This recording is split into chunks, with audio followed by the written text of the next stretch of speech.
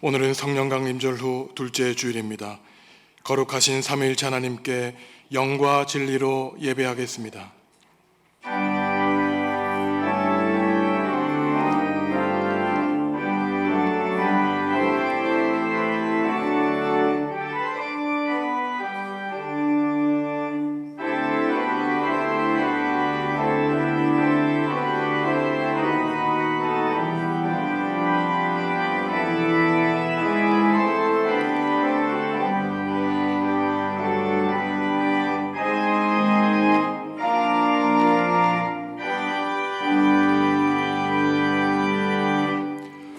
하나님, 우리를 사랑하시고 생명의 길로 인도하시니 감사합니다.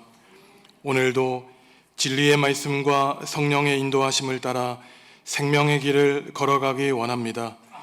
세상의 모든 걱정과 근심 내려놓게 하시고 기쁨과 평화로 삼위일체 하나님께 온전히 영광 드리는 예배가 되게 하여 주옵소서. 예수님의 이름으로 기원하옵나이다. 아멘.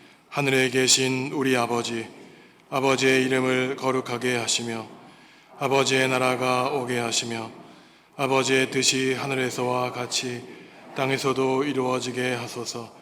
오늘 우리에게 일용할 양식을 주시고 우리가 우리에게 잘못한 사람을 용서하여 준 것 같이 우리 죄를 용서하여 주시고 우리를 시험에 빠지지 않게 하시고 악에서 구하소서. 나라와 권능과 영광이 영원히 아버지의 것입니다. 아멘.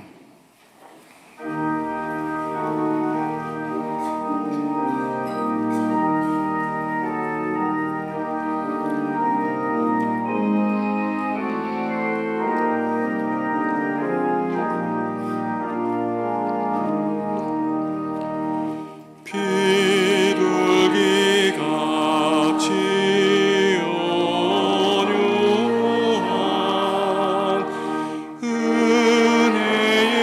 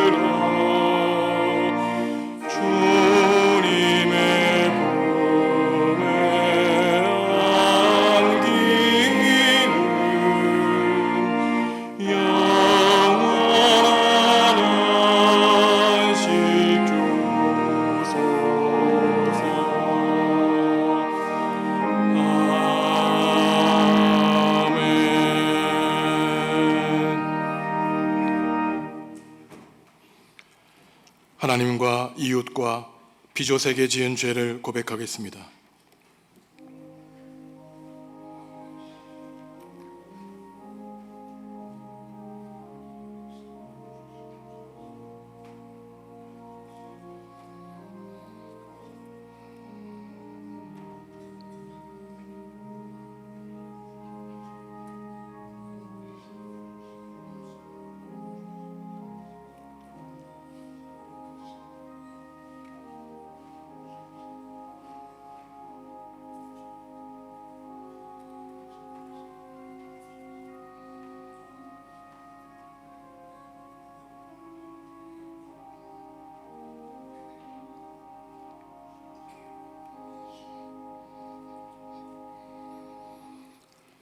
하나님이 우리에게 주시는 용서의 말씀입니다. 불법이 사함을 받고 죄가 가리어짐을 받는 사람들은 복이 있고 주께서 그 죄를 인정하지 아니할 사람은 복이 있도다 함과 같으니라. 아멘. 나는 전능하신 아버지 하나님 천지의 창조주를 믿습니다. 나는 그의 유일하신 아들 우리 주 예수 그리스도를 믿습니다. 그는 성령으로 잉태되어 동정녀 마리아에게서 나시고 본디오 빌라도에게 고난을 받아 십자가에 못 박혀 죽으시고 장사된 지 사흘 만에 죽은 자 가운데서 다시 살아나셨으며 하늘에 오르시어 전능하신 아버지 하나님 우편에 앉아 계시다가 거기로부터 살아있는 자와 죽은 자를 심판하러 오십니다. 나는 성령을 믿으며 거룩한 공교회와 성도의 교제와 죄를 용서받는 것과 몸의 부활과 영생을 믿습니다. 아멘. 내가 붙드는 나의 종, 내 마음에 기뻐하는 자, 곧 내가 택한 사람을 보라.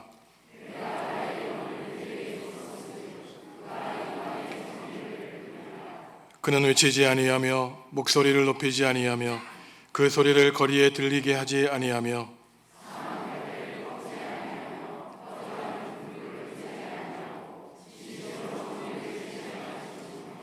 그는 쇠하지 아니하며 낙담하지 아니하고 세상의 정의를 세우기에 이르리니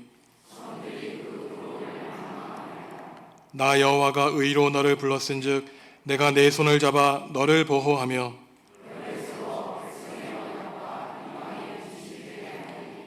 내가 눈먼 자들의 눈을 밝히며 갇힌 자를 감옥에서 이끌어내며 아멘.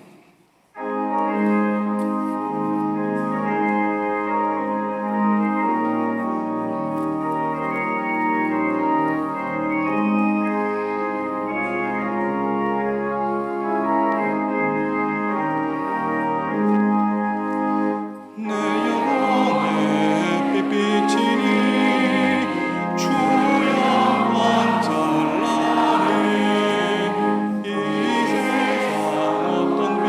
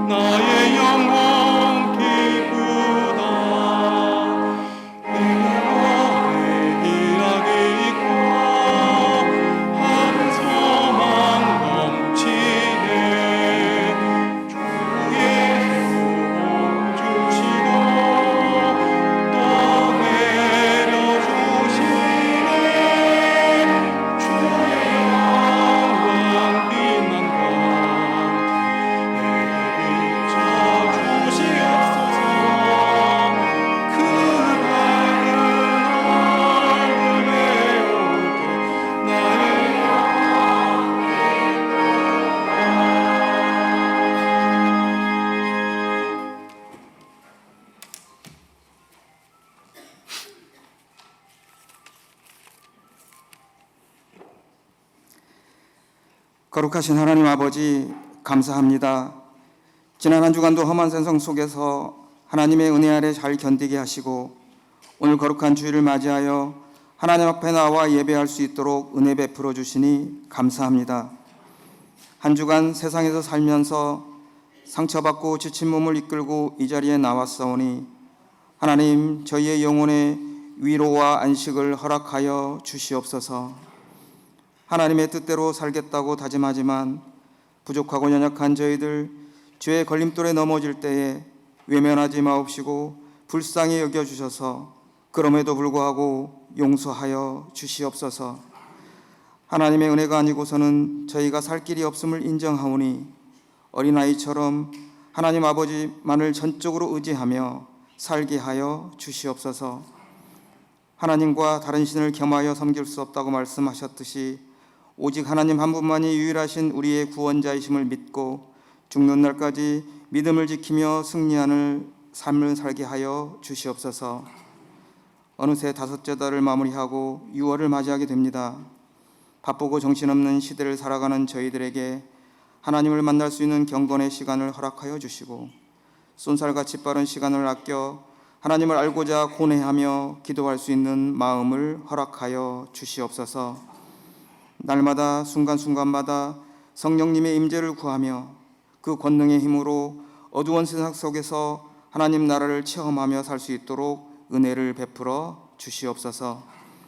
정읍중앙교회가 70주년을 기념하여 8월에 전교인 수련회를 계획하고 진행 중에 있습니다. 이 행사가 하나님의 은혜 아래 잘 치러질 수 있도록 오고 가는 길과 날씨와 교우들의 건강도 지켜주시고 모든 일정이 예수 그리스도 안에서 복되고 유익한 시간이 될 수 있도록 하나님 함께하여 주시옵소서. 이 시간 말씀을 전하실 김선종 목사님과 성령께서 함께하여 주시고 목사님을 통해 전해지는 말씀이 우리의 영혼에 큰 위로와 힘이 되게 하여 주시옵소서. 육신의 질병으로 이 자리에 함께하지 못하는 교우들이 있습니다. 성령님께서 속히 치료하여 주시고 회복시켜 주셔서 건강한 모습으로 다시 예배당에 나와 우리와 함께 예배할 수 있도록 은혜를 베풀어 주시옵소서. 하나님께 드려지는 호산나 찬양대의 찬양이 하나님께는 기쁨이 되고 저희들에게는 한없는 위로와 평안이 되게 하여 주시옵소서. 거룩하고 복된 주일에 마음과 뜻을 다해 드리는 저희들의 이 예배를 기쁘게 받아주시기를 간절히 소망하며 다시 오시겠다고 약속하신 예수 그리스도의 이름으로 기도하옵나이다.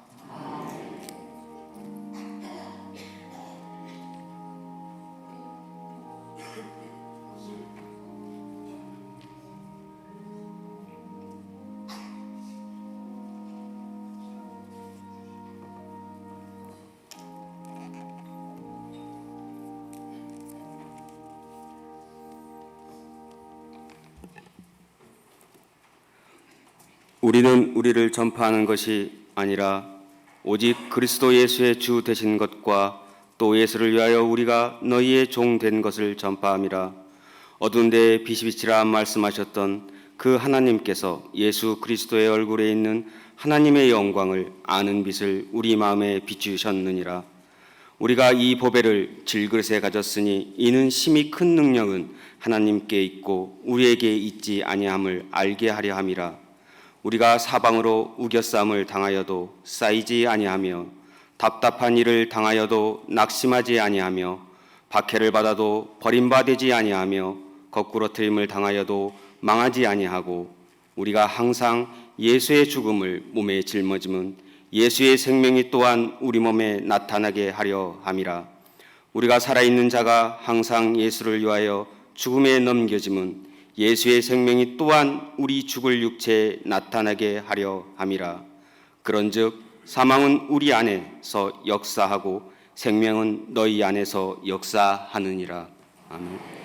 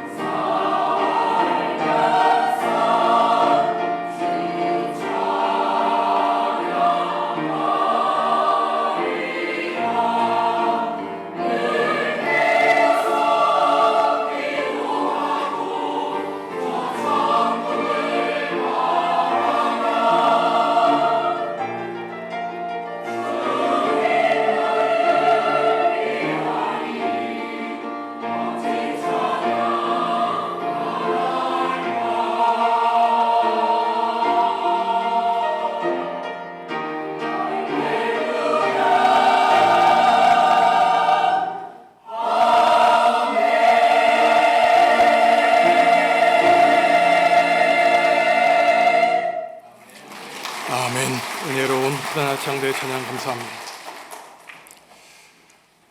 흔히 사람의 인품을 그릇에 비유하기도 합니다.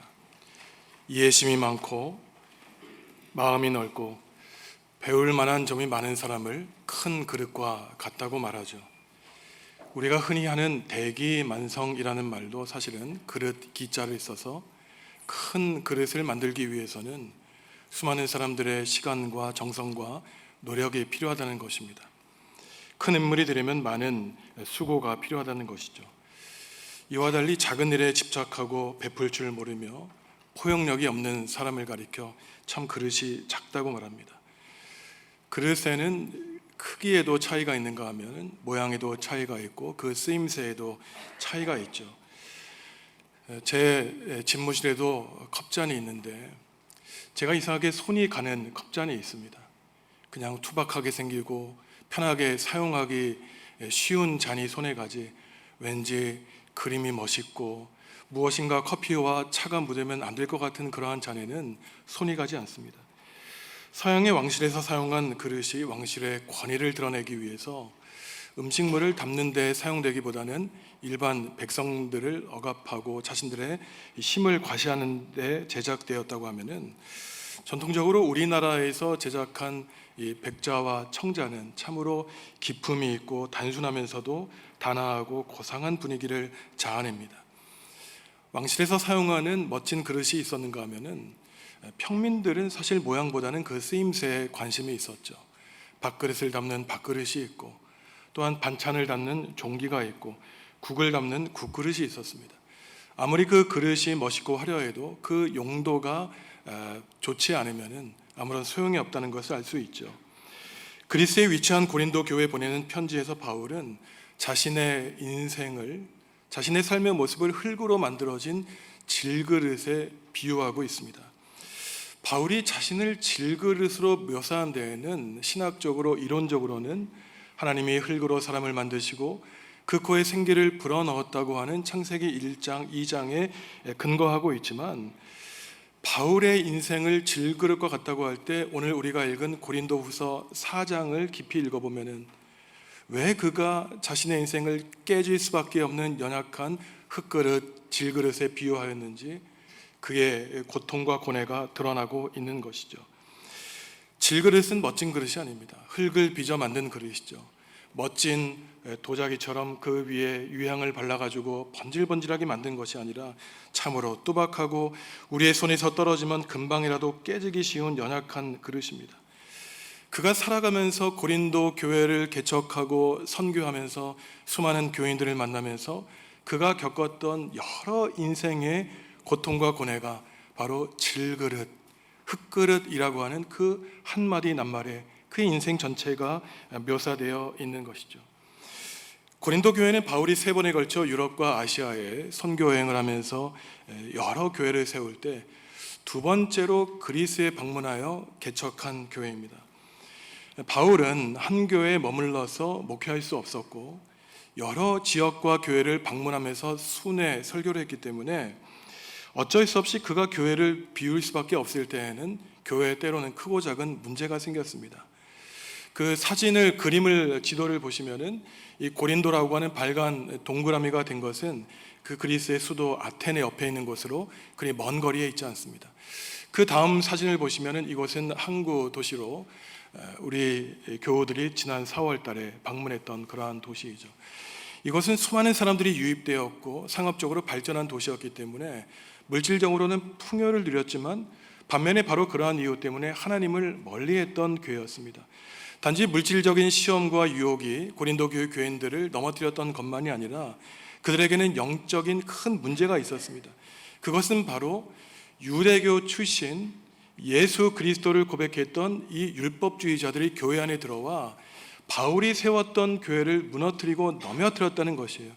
그들이 주장했던 것은 사람은 믿음으로만 구원을 받을 수 있는 것이 아니라는 것이었습니다. 그들이 주장했던 것은 사람들이 구원을 얻기 위해서는 믿음도 중요하지만 그것에 덧붙여 행해야 되는 것이 있었는데 율법을 철저히 지키고 또한 교회가 만들어왔던 전통을 열심히 유지해야만 사람들이 구원을 받을 수 있다고 그들은 주장했던 것이죠. 당시 엄청난 종교 권력을 가지고 고린도 교회에 들어온 거짓 교사들은 오늘 바울의 표현을 들면은 자신처럼 하나님 나라와 예수 그리스도를 높이고 선전한 것이 아니라 자신들의 힘과 능력을 자랑했다고 바울은 이들에 대해서 평가를 내리고 있습니다. 이와는 달리 바울은 평생 동안 오직 예수 그리스도만을 높였던 것이죠. 자신의 핵심과 자신의 능력을 자랑하지 않았습니다. 바울은 참 사도였고 참된 복음을 전했던 그러한 사도였지만 한편으로 바로 이러한 바울의 겸손함 때문에 복음을 전하는 가운데 사람들에게 억울하게 짓눌림을 당하고 답답한 일을 당하고 궁지에 몰리기도 했습니다. 이 거짓 교사들은 교리와 이론만 가지고 고린도 교회를 흔들었던 것이 아니라 교회를 흔들고 접수하기 위해서 당시 가장 큰 지도자였던 바울의 사적인 약점을 공격하기도 했습니다. 이들이 보기에 바울은 예수님을 눈으로 만난 사람이 아니었어요. 오히려 그리스도인들을 박해한 사람이었습니다. 그러니 거짓 교사들이 공격하기를 우리는 예루살렘 교회에 추천서가 있는데 도대체 네가 무슨 권한으로 예수님을 증거하고 있느냐고 사도의 권한과 직분을 공격했던 것입니다. 오늘 고린도 후서 4장에 나타나는 바울의 개인의 상황과 교회의 상황, 거짓 교사들의 이러한 공격을 보면은 바울이 얼마나 목회를 하고 선교를 하면서 수많은 고통과 고난을 당했는지 우리는 쉽게 이해할 수 없는 것이죠. 오늘 바울의 고백을 보면은 맞아 넘어지고 핍박을 당했습니다. 실제로 바울은 참으로 몸이 연약한 사람이었고 행색이 초라한 사람이었어요. 간질병을 앓았고 눈병도 앓았고 또 마음도 신약하여 로마서를 보면은 누가 내 사망의 몸에서 나를 건져줄까? 빨리 죽고 싶다고 하는 우울증도 앓는 이러한 사람이었습니다. 바로 질그릇, 흙그릇이라고 하는 이 바울의 표현은 언제라도 깨어서 죽을 수밖에 없는 자신의 비참한 운명을 표현하는 말이 흙그릇과 질그릇이었습니다. 우리 자신의 삶으로 바라보며 7절 말씀 함께 다시 읽습니다. 우리가 이 보배를 질그릇에 가졌으니 이는 심히 큰 능력은 하나님께 있고 우리에게 있지 아니함을 알게 하려 함이라. 아멘. 바울은 하나님 앞에 나아가 자기의 질병을 고쳐달라고 여러 번 간구했지만 하나님께로부터 온 대답이 무엇이었습니까? 내 은혜가 너에게 족하다는 것이에요. 오히려 너 몸에 약한 것이 너의 몸에 가시가 되어서 자고하지 아니하고 교만하지 아니하며 언제나 네 몸에 지니고 있는 그 약함 때문에 강한 하나님을 의지하게 되는 것이라고 하나님은 신앙의 가르침을 바울에게 주셨습니다. 바울이 질그릇에 자신의 인생과 삶을 묘사하는 것은 이처럼 자신의 인생의 덧없음과 연약함을 가리키는 것이죠. 쉽게 상처받고 쉽게 깨지며 쉽게 흠이 났던 자신의 과거의 인생을 묘사하는 것입니다. 하지만 이러한 질그릇은 단지 자신의 삶만 가리키는 것이 아니에요. 바울은 질그릇을 통해 자신의 스승이었던 예수 그리스도의 삶과 죽음을 바라보았습니다. 예수님은 하나님의 아들이셨죠. 하지만 높은 보좌 버리시고 이 땅에 오셨지만 세상은 그를 버렸습니다. 십자가에 매달려 돌아가셨고 침뱉음을 당하셨고 따귀를 맞으셨지만 한마디 항변하지 못하시고 아버지 내 영혼을 그저 아버지께 부탁한다고 하는 한마디 말씀만을 드린 어떻게 보면 세상적으로는 참으로 연약한 분이었어요. 세상 구원한다고 말하지 말고 너나 십자가에서 내려오라고 하는 참으로 듣기 견딘 힘든 그러한 조롱을 들으신 분이었습니다. 하지만 바울이 자신의 인생을 질그릇에 비유한 것은 단지 자신의 약함을 묘사하고 자기 자신의 능력을 비하하기 위한 것이 아니었습니다. 바울이 말하고자 하는 것은 자신의 몸이 질그릇이라는 것을 강조하기 위한 것이 아니라 바로 그 질그릇 안에 무엇이 담겨 있는가, 그 내용물을 말하기 위한 것이었어요.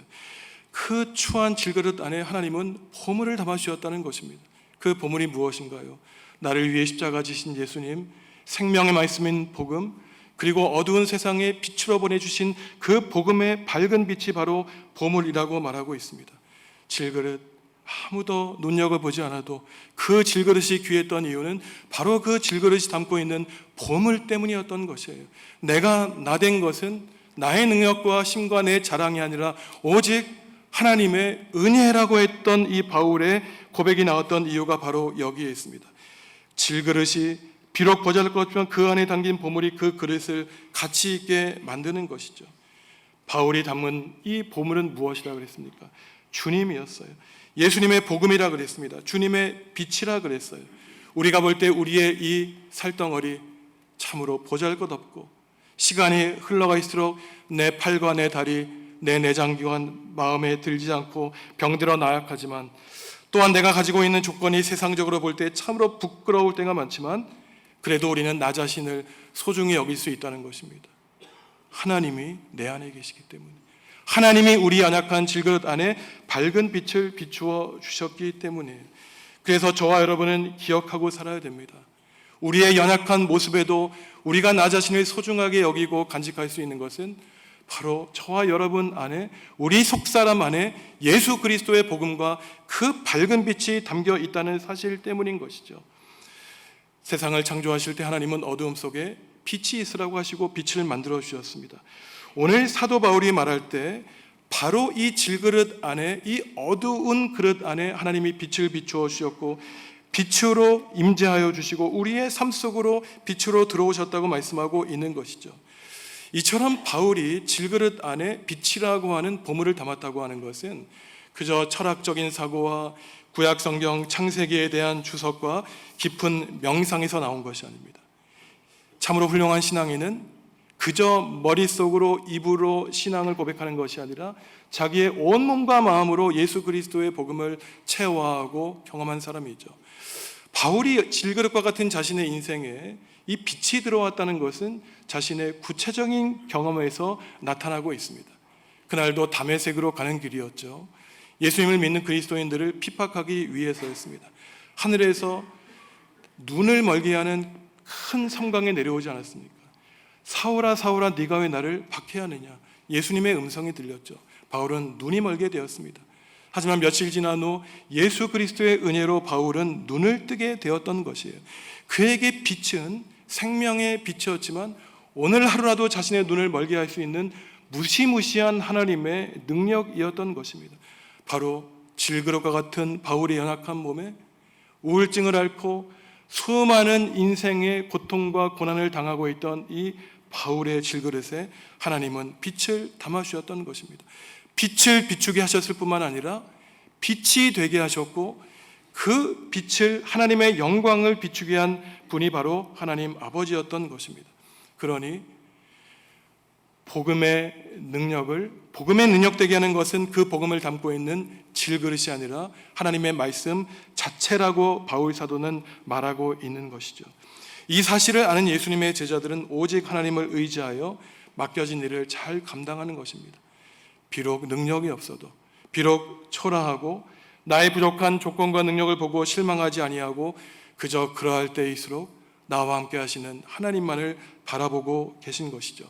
이처럼 참으로 자신을 비하하고 무시했던 바울이 성령님의 권능을 받게 되고 하나님의 복음의 빛을 받게 되자 어떠한 능력이 구체적으로 나타나게 됩니까?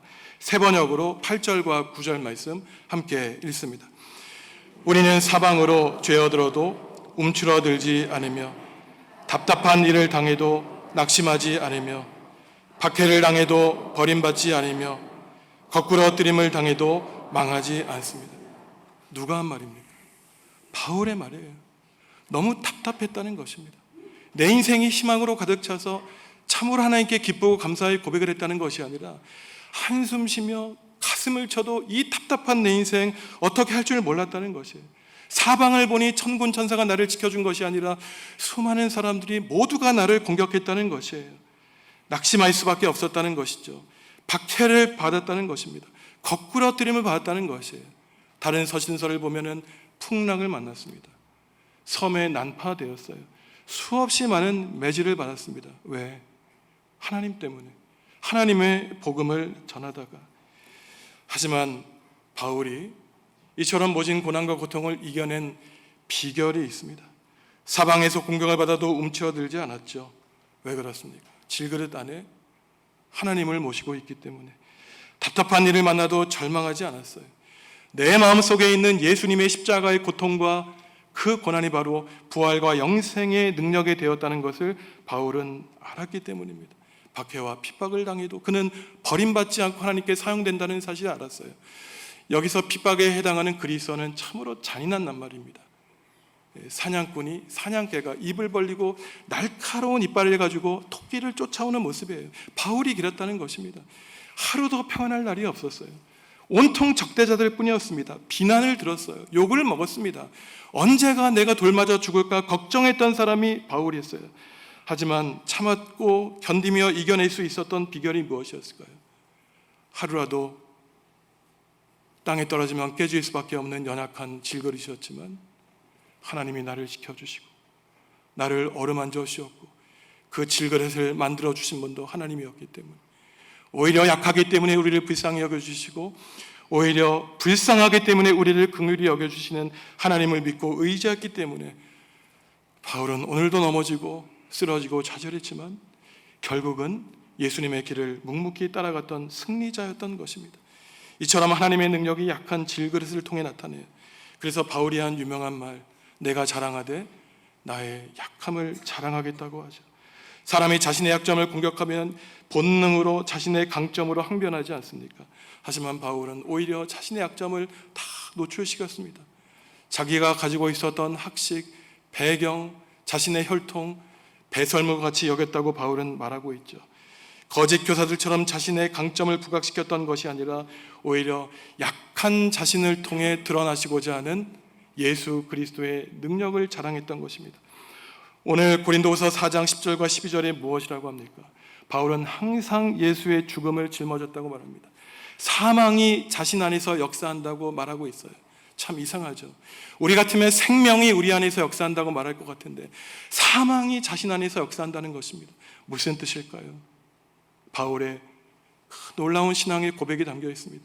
질그릇, 오늘도 깨져도 내일도 깨져도 괜찮다는 것이에요. 인생에서 좌절하고 실패해도 괜찮다는 것입니다. 그 실패 안에 사람들의 시선과 눈에 볼 때 실패로 보일 수밖에 없는 상황도 하나님의 계획의 일부가 될 수 있다는 것이에요. 이러한 점에서 승리하지 아니하고 실패하고 낙담하는 것, 세상에서 어려움을 당할 그저 좌절하는 것은 그리스도 예수 안에서 나타나는 그 약함을 통해 드러나시고자 하는 하나님의 능력을 불신하는 전형적인 불신앙의 모습이 바로 절망하고 낙담하는 것이라는 것입니다. 아무리 질고락같이 복음을 선포하는 사람에게 여러 약점과 약함이 있어도 그저 하나님이 그 밑바탕에 계시기만 한다면 하나님은 그를 들어 사용해 주시는 것입니다. 복음의 능력은 그것을 전하는 사람의 능력에서 바탕하는 것이 아니라 복음 자체이고 말씀 자체이신 하나님에게서 바로 그 복음의 말씀이 나오기 때문인 것이죠. 바울과 다르게 고린도 교회에 들어온 이 거짓 교사들이 잊고 있었던 것이 있었습니다. 복음은 하나님의 능력에서 나오는 것인데 자신들의 힘과 능력에서 나오는 것으로 착각하고 살았던 것이죠. 그들이 바쁘게 했던 것은 자신을 선전하고 자랑하는 것이었어요. 이것 또한 그가 그된 것이 하나님의 은혜를 몰랐던 자신의 공의를 드러내는 전형적인 불신앙의 태도였습니다. 그들은 자기를 확신했습니다. 너무나 자신감이 있었어요. 참 좋은 모습일지 모르죠. 그러니 그들만이 가지고 있던 색안경을 쓰고 사람과 세상을 바라보았습니다. 자기가 쓰고 있는 그 색안경의 색깔이 모든 것인 줄 알았어요. 그러니 바울과 같은 그 놀라운 복음을 알아보지 못했습니다. 그를 핍박했지요. 사람을 보고 판단하며 그 사람이 전하는 복음의 메시지를 분별하지 못했던 사람들이 바로 사람들이 부러워하고 존중했던 고린도 교회의 거짓 교사들이었습니다. 교회를 어려움에 빠뜨렸죠. 교회를 쓰러뜨렸습니다.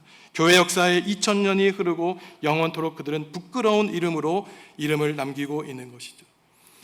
바울은 우리 삶에서 만나는 실패와 그 실패의 마지막 정점과 응축물인 죽음마저도 우리의 인생의 마지막이라고 결코 말하지 않습니다. 우리 생명 안에 있는 영생과 부활의 가치를 아는 사람들은 기꺼이 자기 자신을 하나님의 예수 그리스도의 종으로 주님의 고난에 동참할 수 있죠. 내가 약할 때 바울처럼 강해지는 비결, 죽음을 각오하고 하나님 나라에 헌신할 때 주어지는 영생과 부활, 질그러같이 연약하여 깨지고 무너지고 산산조각나도 바로 그러한 연약한 질그릇을 사용하시는 하나님의 은혜를 우리는 경험해야 되는 것입니다. 성도 여러분, 우리는 죽고 없어지게 될 질그릇 같은 우리의 육체에 누구를 담고 살아야 됩니까? 성령님, 예수 그리스도의 복음, 어두움을 비춰주시는 하나님의 빛을 우리의 마음 깊은 곳에 우리는 되새기고 간직하고 살아야 되는 것입니다.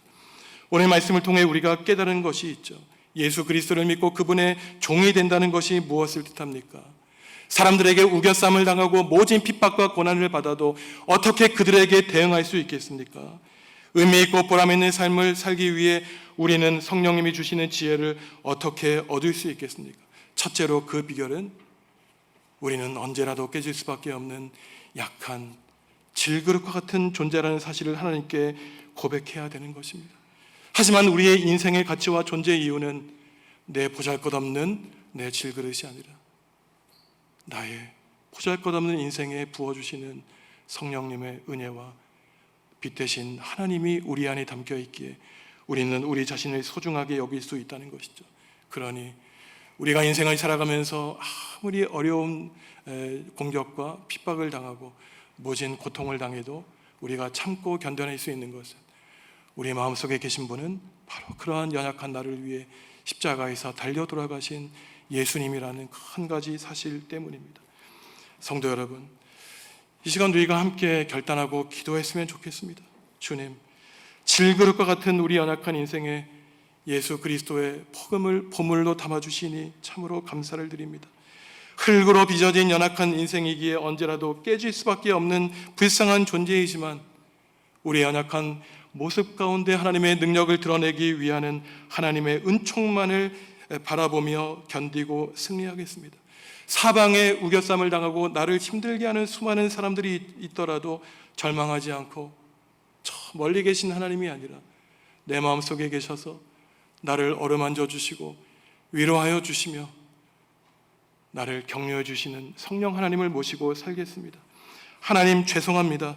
지금까지 승리와 강함만을 쫓아 살았다면 이제는 한없이 나의 약함을 하나님께 고백하고 자랑하며 살겠습니다. 성도 여러분, 질그릇과 같은 여러분의 그 인생에 성령님을 보내달라고 간절하게 기도하시기 바랍니다. 여러분의 어두운 구석구석을 환하게 비추어서 복음의 빛을 비추어는 삶을 살아갈 뿐만 아니라 여러분 인생 자체가 예수 그리스도의 빛이 되어 하나님의 영광을 온 세상에 비추는 우리 정읍중앙교회 하나님께 칭찬받는 성도들이 되시기를 주님의 이름으로 간절히 기원합니다. 하나님, 우리를 사랑하셔서 질그릇처럼 연약한 우리에게 보물과 같은 복음 맡겨주시니 감사합니다. 귀한 복음을 받았지만 하나님의 말씀으로 인한 순환과 수치와 부끄러움이 두려워 담대하게 전하지 못한 죄를 회개하오니 용서하여 주시옵소서. 우리가 예수님을 믿고 살아갈 뿐 아니라 주님의 생명, 주님의 빛을 드러내도록 우리를 선한 길로 이끌어 주시옵소서. 바울 당시 거짓 교사들처럼 나 자신을 드러내고 자랑하는 것이 아니라 오직 예수 그리스도만 드러내고 혹시나 자랑하되 나의 약함을 자랑하는 복된 삶으로 인도하여 주시옵소서. 성도들의 연약함을 통해 하나님의 강함을 드러내 보여주옵소서. 예수님의 이름으로 기도합니다. 아멘.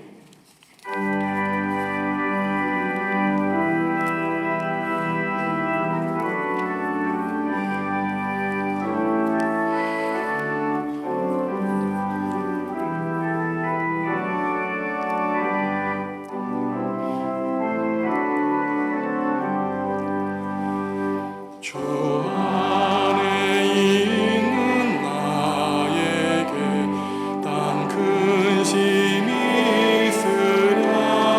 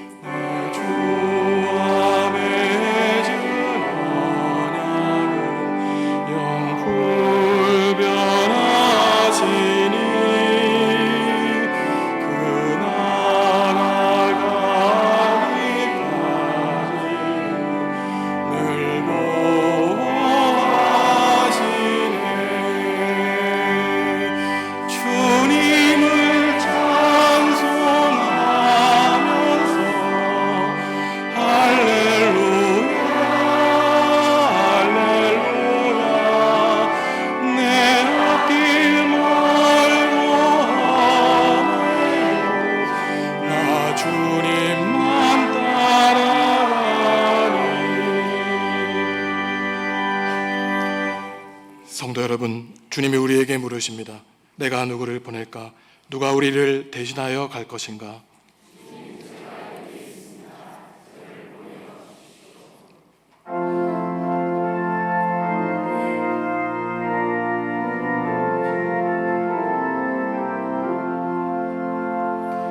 주께서 주신 은혜 한없이 크오니 우리가 받은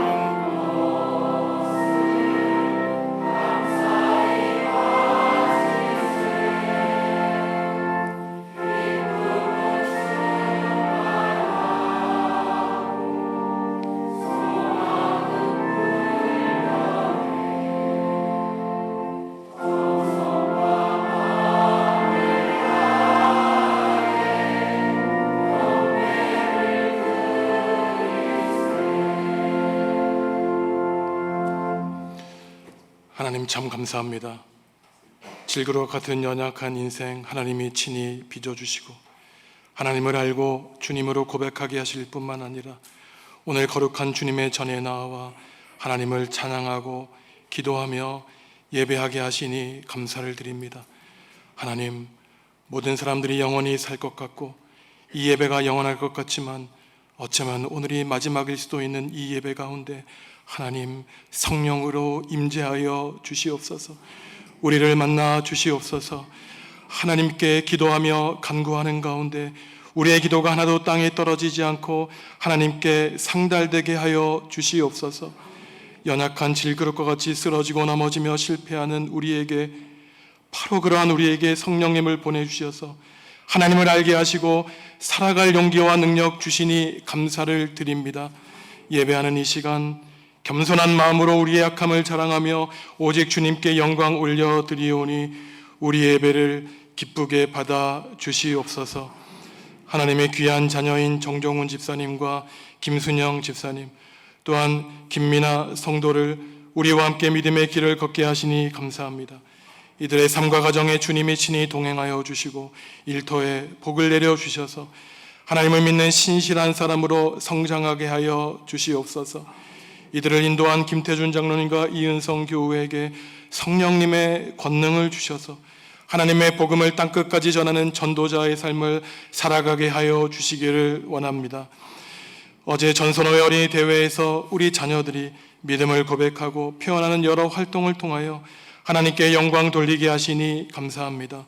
우리의 모든 자녀들이 하나님을 마음에 깊이 모시고 살아 앞으로의 인생길에서 오직 주님만을 의지하며 살아가는 믿음의 사람들이 되게 하여 주시옵소서. 육신의 부모가 할 수 있는 것 너무나 제한적이오니 하나님이 친히 우리 자녀들에게 아버지 하나님이 되어 주시옵소서. 우리를 낳아주신 어머니와 이별하여 슬픔 가운데 있는 성도들이 있습니다. 오은경 집사님과 김성곤 집사님, 사랑하는 어머니와 이별한 가운데 위로의 성령님 친히 찾아와 주옵소서. 천국의 소망을 발견하며 남은 모든 가족이 서로를 위로하고 하나님을 믿고 의지하여 부활과 영생의 기쁨을 누리며 살게 하여 주시옵소서. 주님의 사랑하는 마음으로 예물 드리게 하시니 감사합니다. 특별히 오늘 장학금 조성주일을 보내며 앞으로의 시대를 짊어지고 나아갈 우리 자녀들을 키울 장학금을 마련하기 위하여 예물을 아낌없이 드리게 하시니 감사합니다. 우리 모두 아낌없이 주는 나무가 되어서 생명 없는 세상에 생명을 주고 희망이 없는 절망의 땅에 희망을 주어 하나님이 친히 다스리시는 나라를 이루며 살게 하여 주시옵소서. 예물 드리는 모든 손길 가운데 주님이 친히 복 내려 주시고 이들의 삶을 지켜주시고 보호하여 주시옵소서. 예수님의 이름으로 축복하며 기도하옵나이다. 아멘.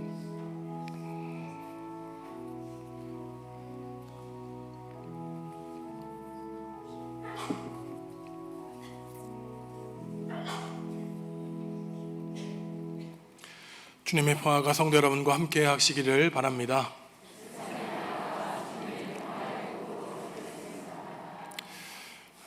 기도해드린 것처럼 지난 주간에 어머니와 이별하고 슬픔 가운데 빠진 교우들이 있습니다. 오은경 집사님은 샬롬 찬양대 지휘로 섬기시는데 일부 예배 때 인사를 드렸고요. 지금 이 자리에 김성곤 집사님 나와 계십니다. 잠깐 자리에서 일어나시죠. 슬픔에 빠져있는 김 집사님 가정 하나님이 친히 위로해 주실 수 있도록 기도해 주시고 위로해 주시기 바랍니다. 자리에 앉으시겠습니다.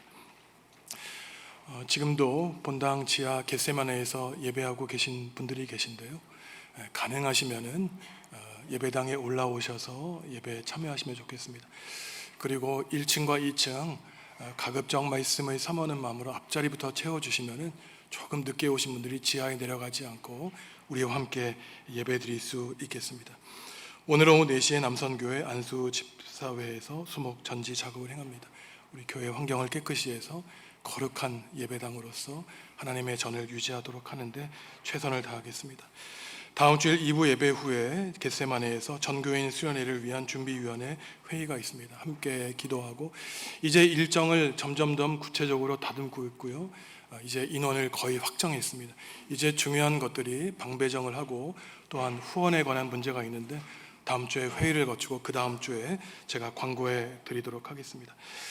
어제 전선호의 어린이 대회에서 우리의 자녀들이 귀한 결과를 맺었습니다. 우리 자녀들이 자라나면서 오직 하나님을 어버이로 모시고 믿음 가운데 승리할 수 있도록 미래 세대에 관심을 갖는 우리 정읍중앙교회가 될 수 있도록 부모된 우리들이 함께 기도하고 후원해 주시기 바랍니다.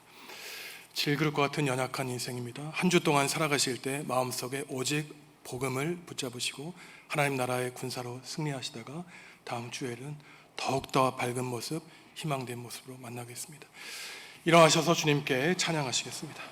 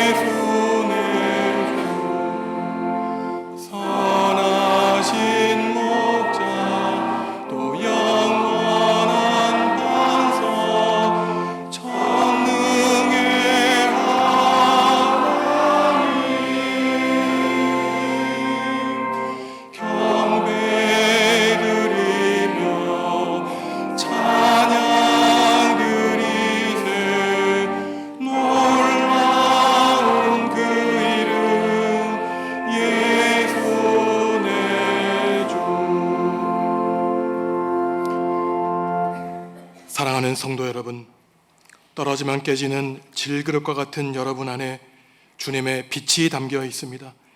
그 빛을 어두운 세상에 비추며 살아가시기 바랍니다. 하나님이 여러분의 인생을 환하게 비추어 주실 것입니다. 예수님의 은혜와 하나님의 사랑과 성령님의 사귐이, 성령 하나님을 마음 깊이 모시고 살아 삼위일체 하나님의 능력의 사람으로 승리하며 살기로 다짐하는 성도들에게 지금부터 영원토록 함께 하시기를 간절히 축원하옵나이다. 아멘.